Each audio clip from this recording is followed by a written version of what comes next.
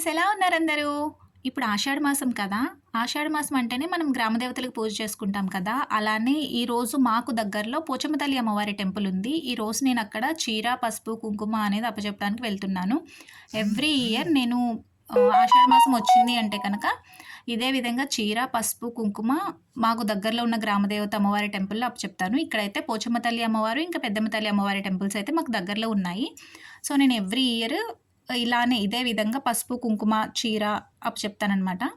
మనకి అంటే చిన్నప్పటి నుంచి ఇంట్లో మమ్మీ వాళ్ళు కానీ, పిన్ని వాళ్ళు, మా నాన్నమ్మ వాళ్ళు వీళ్ళందరూ గూడా ఆషాఢ మాసం వచ్చింది అంటే చాలా బాగా చేసేవాళ్ళనమాట గ్రామ దేవతలకి పూజ. సో, అదే మనకి కూడా కంటిన్యూ అవుతూ వచ్చింది.